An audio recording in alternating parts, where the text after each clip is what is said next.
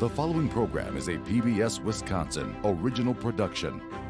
You're watching Here and Now 2024 election coverage.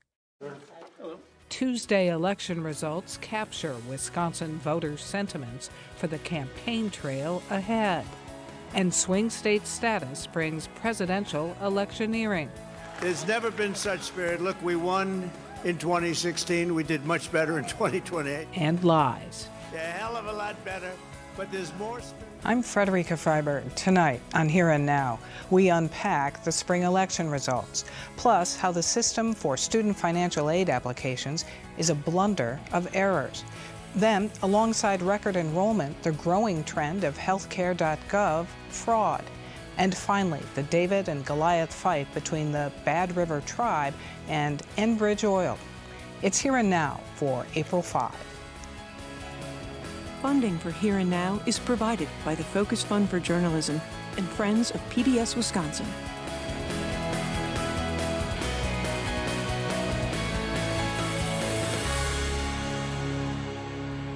The good news for the major party presidential candidates, Joe Biden and Donald Trump, they, of course, won in Tuesday's election. The bad news, they lost votes either to other candidates or to the uninstructed vote. What to make of this, as the latest National Marquette Law School poll shows it an even race? We turn to Anthony Chergosky, political science professor at UW-La Crosse, and thanks very much for being here. Thank you for having me. So Joe Biden saw more than 42,000 people vote uninstructed, presumably over his position on Israel and Gaza. He only won Wisconsin in 2020 by 20,000 votes. How big of a red flag is this for Joe Biden?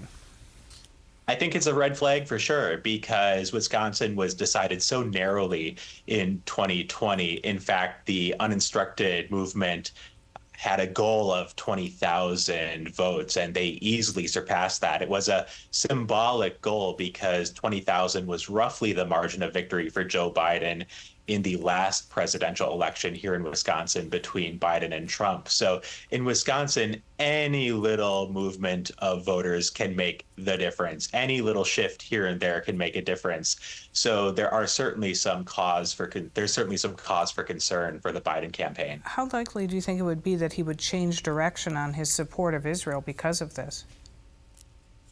I'm not sure how likely it would be, Fred, but what I can say is there's a long time between now and the November election. One of the unusual aspects of this general election campaign is just how long it's going to be. There's a lifetime between now and November. So I can imagine that the policies and the issues are going to evolve, and we could be in a very different place by the time we get to November. On the other side of the aisle, Donald Trump saw more than 120,000 people vote for someone else on the ballot, like a Nikki Haley, and he had his own 19,000 uninstructed voters. Is this worse for him or for Biden at this point? I think the two sides have different concerns. For Biden, the uninstructed movement had specific issues with the Biden administration. They had specific objections to the policies and the approaches of the Biden administration. On the Republican side, we've seen this time and time again in states during this nomination process, where there's a certain chunk of Republican voters who just aren't there when it comes to voting for Donald Trump in November, or feeling like they're ready to vote for Donald Trump in November. We've seen Nikki Haley consistently peel off key voters in the suburbs, those white-collar professionals, college graduates who have always been problematic for Donald Trump within the Republican coalition. So Biden and Trump have concerns coming out of the April election here in Wisconsin, but those concerns are very different in nature. So what breaks loose if an RFK Jr. independent makes it onto the ballot? I think RFK could have a key impact on the election, not because he has any shot of winning Wisconsin, but because he could take on that spoiler role. And from the April election results here in Wisconsin, we know that there are Democrats who are unhappy with Biden. We know there are Republicans who are unhappy with Trump. The key question is if third-party candidates can be that landing spot for voters on either side who are not happy with the candidate of their party. We could also see unhappy voters on either side plug their nose and vote for the candidate of their party. So a long time to go between now and November, but I do think the influence of third-party candidates is well worth watching. So Republicans won their 2 constitutional amendments in Wisconsin prohibiting private grants in running elections. How suggestive is that win when it comes to election outcomes in November? I am a bit hesitant about making predictions for November based on the April elections. We're going to see substantially higher voter turnout in November, and there's a lot of time for the campaign to play out between now and November, a lot of time for voters to make up their minds. And the psychology of voters, the decision-making process of voters is going to change as we get closer and closer to November. So I'm not sure I would read too much into it, but what I can say is that Republicans were effective at messaging those constitutional amendments. They were effective at firing up their base on the issue of election integrity. So meanwhile, Donald Trump continues to campaign on the lie, frankly, that he beat Joe Biden in Wisconsin in the last election, including this week in Green Bay. Why is this persuasion so enduring in Wisconsin and elsewhere? Yeah, because it comes from the top. Donald Trump is the unquestioned leader of the Republican Party, and so Republican voters are going to respond when Donald Trump says something. Fred, I think it speaks to the bind that Republicans are in. We've had people higher ups in the Wisconsin Republican Party, people like Ron Johnson, trying to encourage Republican voters to vote early, vote by mail. But then Donald Trump comes to Green Bay and casts doubt on votes by mail. He calls it a recipe for fraud. So with the Trump influence in the Republican Party, you frequently have Donald Trump saying one thing, even as party leaders are trying to push the party into a different direction, such as with vote by mail. All right, we leave it there. Anthony Chergosky, thanks very much. Thank you. In education news, the UW Board of Regents this week approved a tuition hike that averages nearly $400 more per year. For many college-bound students, part of planning for costs includes filling out the free application for Federal Student Aid, or FAFSA. It's a necessary step to see what their financial aid package looks like and whether or where they can enroll. But this year, the FAFSA process is a mess for students and colleges. A new streamlined form from the U.S. Department of Education came out months late, was difficult or impossible to access, and then was filled with glitches so bad financial aid offices at colleges can't even move aid awards along. In Wisconsin, more than 126,000 students filled out the FAFSA last year and were awarded financial aid. For a look inside the mess happening this year, we turn to Katie Weisenberger, Assistant Director of Federal Awards at the UW-Madison Office of Student Financial Aid, and thanks very much for being here. Thank you so much for having me. Quite the setup. I can't even believe you have time to be here, because I understand that people like yourselves are working nights and weekends just trying to deal with this. What is happening in your office? Absolutely. Things are changing every day. So we are often on phone calls first thing in the morning, last thing at night, sending messages to each other, making decisions based on the current information. This week, for example, we have been on webinars every day with Federal Student Aid, trying to understand what's happening and what we can and cannot do. So how delayed are financial aid awards this year? They're extremely delayed. For an example, at UW-Madison, we typically have aid offers out for our new students in January. And it's April, and we are getting closer, but we're not quite there yet. How many UW-Madison applicants are affected? All of our UW-Madison applicants are affected. Or I should clarify, anybody who's applying for financial aid. Right. Are there concerns that students will end up not attending because of this? Certainly there are concerns. Less at UW-Madison, but certainly across the state and across the country. What are some examples of the problems that people are experiencing with this FAFSA form? There have been a lot of technical issues. At the beginning, there were some students and families who couldn't complete the application at all. Most of those technical issues have been resolved, but the biggest issue right now is that people just don't know what they're going to receive for financial aid. So it's really hard to make those decisions about where they're going to go to school, what they're going to study, without having all of the information. Typically, we are receiving FAFSA records in October. and we just started to receive them, and we have just been told that at least 20% may not be accurate.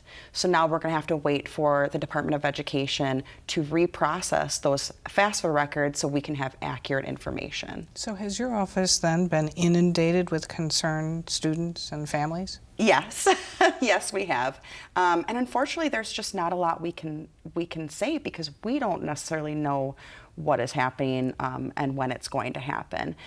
Families have been absolutely patient and understanding, but but it's very stressful, particularly for those families that this is maybe their first time applying for financial aid. Seniors in high school trying to make that big decision about where they're going to attend college. So what is your guidance then to families and students in the midst of this? Our guidance is please be patient, please be kind, but mostly check your emails. Particularly the student's email. So parents often check their emails, but we want the student to check their emails because if there is something that we need, we will email that student directly. So that's the number one thing, is to pay attention to those emails and those communications. So how is the admissions office dealing with all of this? Because that's the upstream problem, right? Sure, yes, yeah.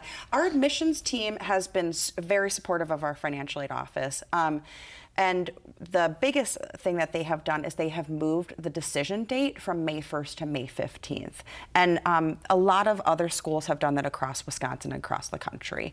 That's the biggest impact that we've done for our students here. I did notice online that you have in-person sessions this month to help students with FAFSAs. One of them happened today. Yeah.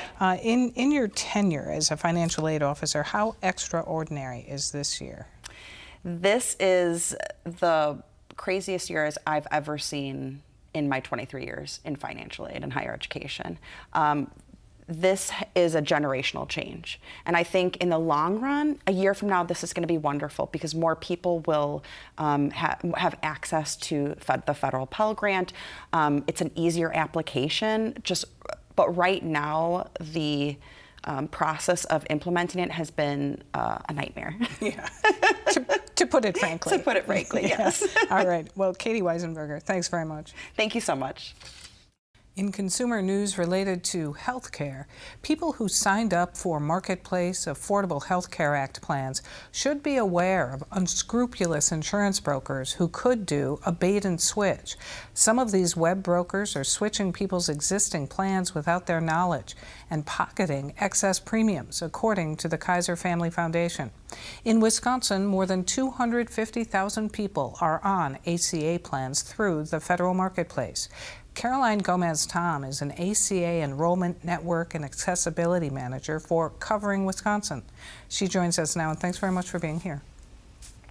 Thanks for having me, Frederica. Do you know how many people in Wisconsin might be victims of these web insurance brokers? We're still kind of understanding and trying to figure out the volume of folks that are impacted by this. We were brought aware of this based on some of our navigators who have seen individuals come to us because they were duly enrolled in Medicaid or the marketplace, or we're hearing it also from other states where they're getting a lot more malicious predators, essentially, who are trying to target specific communities. But we're definitely seeing more come up week after week.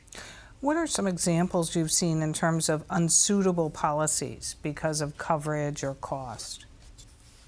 What it typically looks like is someone is actually still eligible or enrolled in Medicaid, which is the state's program for lower income folks.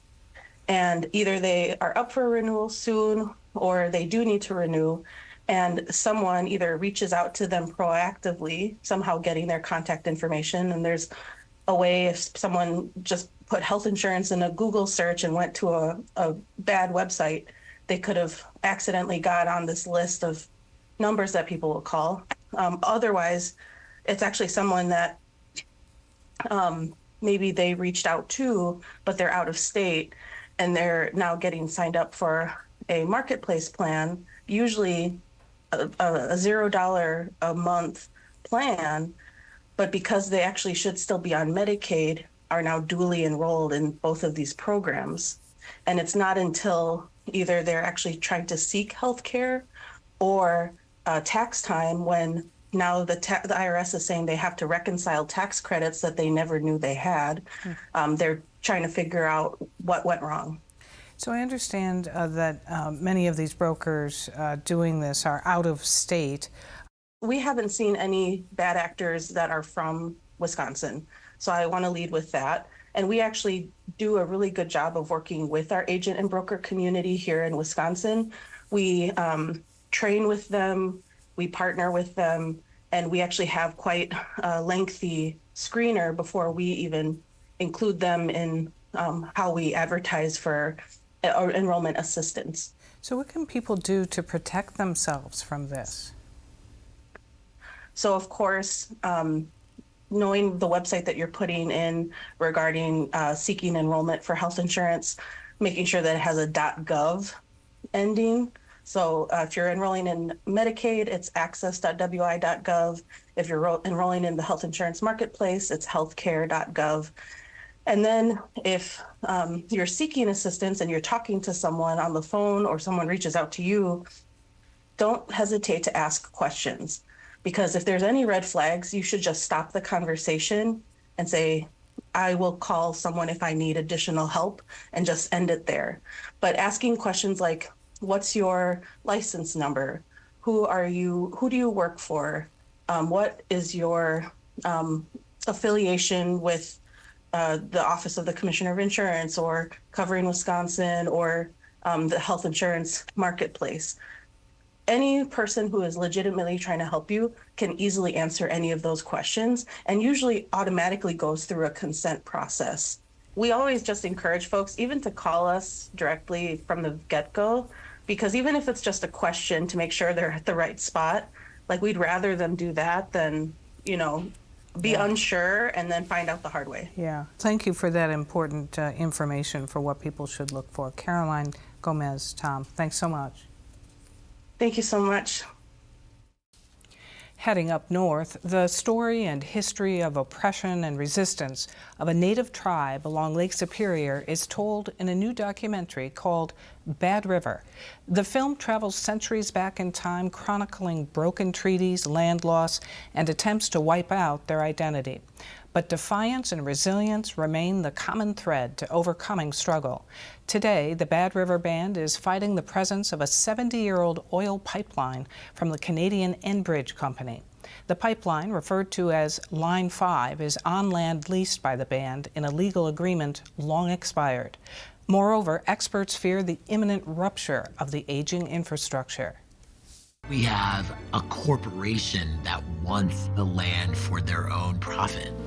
They are saying, you cannot be the last authority of denial for us. This is the corporation telling the tribe, I would like to see your manager. It's outrageous that Enbridge continued to pump. You have a vital resource, and effectively you have a tribal community saying, we want to shut all of that down, and we don't care about the millions of people that are dependent on 540,000 barrels of oil that are going through that pipeline on a daily basis. My little tribe is standing up and saying, we're protecting the water not just for us, we're protecting water for the planet.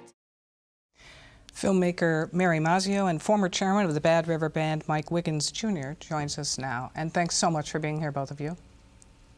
Thank you for having us, Frederica. Thank you. First to you, Mike. When you first saw this film, what was your reaction? My first reaction was I had a very powerful emotional reaction. The chronicling of the Bad River history, some of it not being the easiest to listen to and watch, culminating with the expression of values as it pertains to the seventh generation, our children that are still on the way, and also our landscapes and our waters. It just was a very, very powerful kind of hit and the reaction from me was basically tears. Mm-hmm. What is your response to Enbridge saying that the tribe doesn't care about the people who depend on the 540,000 gallons of oil going through that pipeline every day? Well, that's a characterization from a corporation, a private corporation, being operated for profit, and obviously the rest of that story is we have our set of values and our concerns that center around drinking water aquifers, the ability for our people to stay in our forever home now and into the future, and so I really think it's part of the lowbrow book of tactics that Enbridge has unleashed on our people, trying to characterize us in negative ways when really there are options, there are other pipelines that are running to those particular people and areas, and at the end of the day, that Enbridge spokesperson is really talking about his very own corporate profit. Mary, why was this film important for you to make? Thank you for that, and thank you for having us, Frederica. I think, this is a story that has not heretofore had very much attention, and it's about this small Native community that, with monumental effort, is looking to protect a resource. And as former Mike Chairman has said, it's the freshwater stronghold of America. And here you have this small group of Americans that are fighting tooth and nail to protect the resource, turning down, by the way, $80 million at last check to settle the case. And they're doing it not for themselves, they're doing it for all of us. And that is a remarkable act of selflessness, of long-term thinking. And for me as a non-Native, what a journey this has been. And if only I can start thinking in a more group-oriented way, what is better for community, what is better for society. How amazing would that be if more of us could do that? Mike, back to you. A federal judge gave Enbridge 3 years to remove the pipeline. What are your concerns about that? Well, the elephant in the corner on notions of removal center around Enbridge's desire to reroute, staying within the watershed. The reroute is going to be catastrophic. We've seen in Line 3 in Minnesota the breaching of aquifers and water toxicity. The reroute, as it pertains to Bad River, is in a really sensitive area of the upper watershed where groundwater and surface water interact. And then there's the topic that's never been discussed, which is the decommissioning and the safe removal of the pipe and all of its bedding, because the bedding is not very good for the environment. But the decommissioning and removal of that pipe from the reservation is going to be a journey too, and there's nobody talking about that yet in terms of impacts and costs. I wanted to ask you, you spoke to the reroute in an opinion piece in the Journal Sentinel this week. A Bad River tribal member said that some tribal members, he said perhaps many, want that pipeline, that reroute of the pipeline, because it represents construction jobs for them. What is your response to that? Well, that particular opinion piece, I've seen the trademark fingerprints of Enbridge's public relations arm in that letter. But at the end of the day, with that tribal member signing that and taking ownership, I thought the overall letter basically centered around money. It's centered around self-interest in terms of there was a piece in there where he talked about money and going directly to people. And it's hard to fault folks for their desire to have money in their pocket. This is a broader nation-building issue that has ripple effects that go decades and probably centuries into the future. So our governing body has continued to take a unified stand against these types of corporate activities in a watershed, and part of part of the Enbridge strategy has been to try to usurp the tribal government, to go directly to people, to push for essentially the takeover and or thwarting of the tribal governance stance. That letter was per the script. Mary, how has this film been received? Well, we opened with AMC Theaters on March 15th in 12 cities. We not only extended, but expanded to 25 locations, actually, mostly in Wisconsin, Chicago, Minnesota. We continue to play today in Madison and many other locations. If your viewers go to badriverfilm.com, there's online ticketing. What we heard from certain theaters, particularly the Ashland Theater, was that the film had outperformed Dune, Ghostbusters, and Godzilla, which is just unheard of for a documentary film. And so I think what we're seeing is extraordinary reaction to the project, a lot of learning by non-natives that go in to see the movie, and we're very excited about the journey ahead. All right. Well, we want to thank you both very much for joining us to talk about this important project. Mary Mazzio and Mike Wiggins, thank you. Thank you so much, Frederica, for having us. For more on this and other issues facing Wisconsin, visit our website at pbswisconsin.org and then click on the News tab. That's our program for tonight. I'm Frederica Freiberg.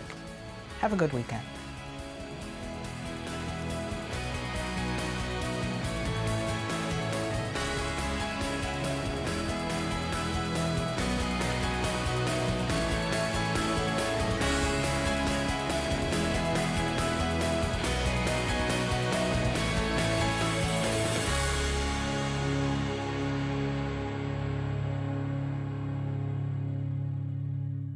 Funding for Here and Now is provided by the Focus Fund for Journalism and Friends of PBS Wisconsin.